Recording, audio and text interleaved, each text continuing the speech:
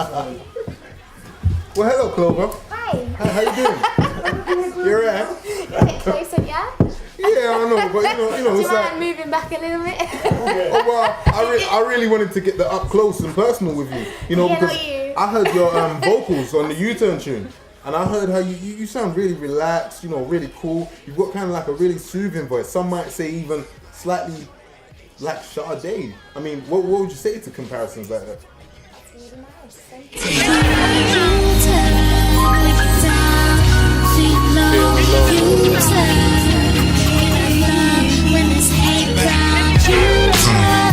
What would you say about that? Well, it's always amazing to be compared to somebody, but I mean, I think that's a habit that people have in trying to put people in boxes. So so-and-so's come out, oh, she's a bit of an Alicia Keys, isn't she? Oh, she's a bit of this, but, you know, we're allowed to be original, we're not allowed to be new. It's good to be influenced by people, but hopefully we're not the same as... So you're happy to be an individual? Of course. And what makes you you? What makes me me? I think we're all made up of our experiences in life, really, aren't we? I've lived in about 19 different places. Wow. I've travelled the world, which I was very fortunate to do. I heard lots of different sounds and styles, which I think I incorporate into the music that I do What sticks today. out for you amongst those sounds? The sounds that I love are from the Caribbean. Okay.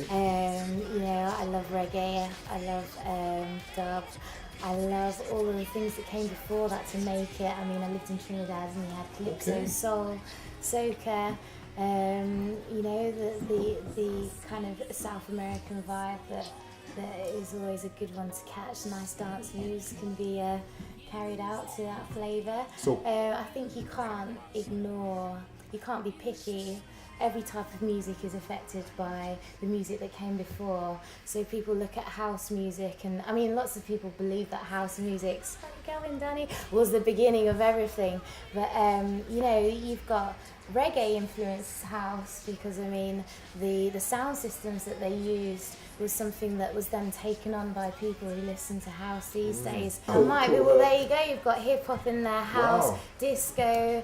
You know, it's all from the same place, and hopefully that's the soul, and that's what we hear when we hear different styles of music, and people just express it differently. So, can I ask you, so how are you bringing that experience of living over there into your music today? Wow, I suppose it's the sounds that I'm drawn to, the style that I want, you know, when I write songs, how I want it to come across. It's that kind of, I like positive music, you know, that kind of, when you're in the sunshine, you might be sad but you're singing about something and it sounds like you're happy because you're just accepting that that's the way that it is and moving on, you know. Nice. So, Are you currently involved in any other projects apart from you? So? yeah, I'm all over the place at the moment. I'm working with Jutler, who I know that you all know about.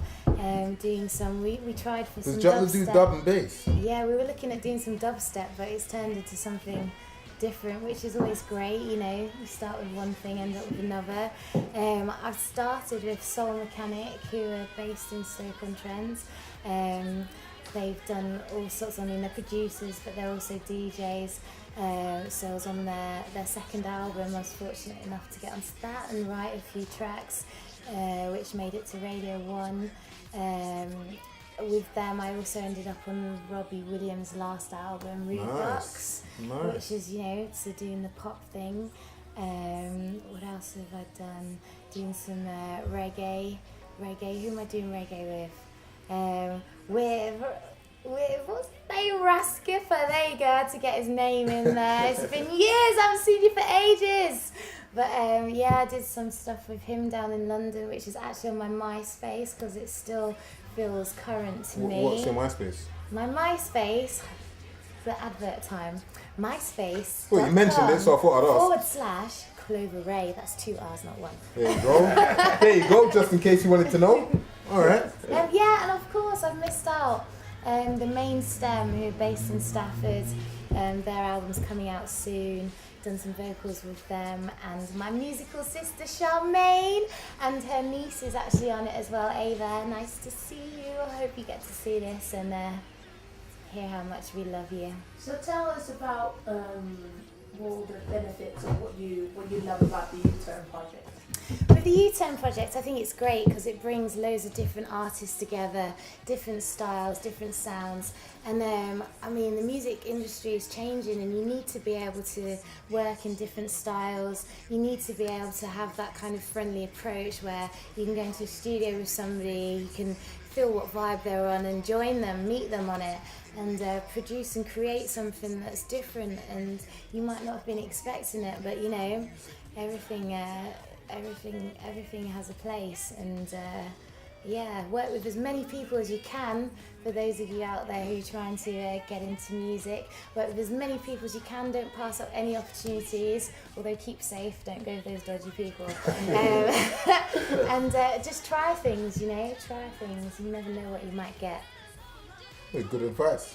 Thank you, Godfrey. Okay, I've known you for a long time.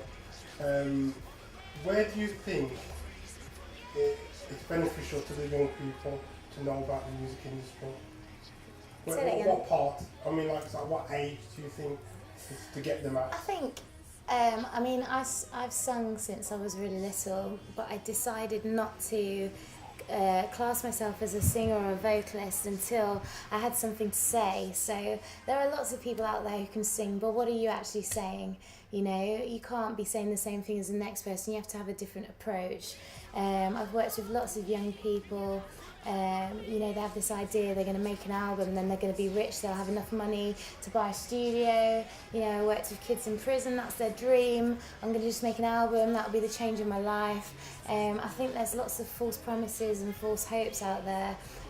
You can't just jump into it and boom, you've made it. I mean, there are a few people that have managed to do that, but a lot of it is hard work in the background.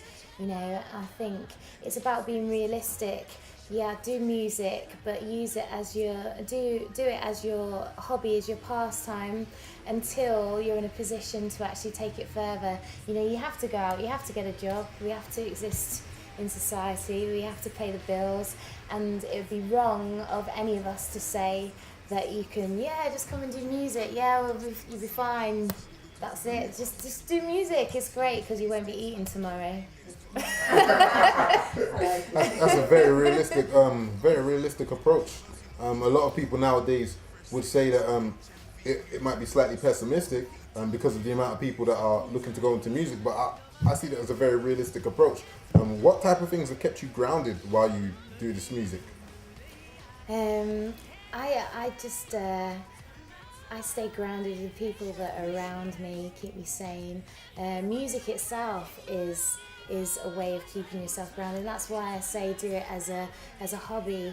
It's your outlet. If you're a creative person, you might go to work and you've got stress that day, you know, then sit down and write it. Don't go and have a conversation with somebody that you regret later. Put it into a song, and maybe that will be the one that makes you, you know.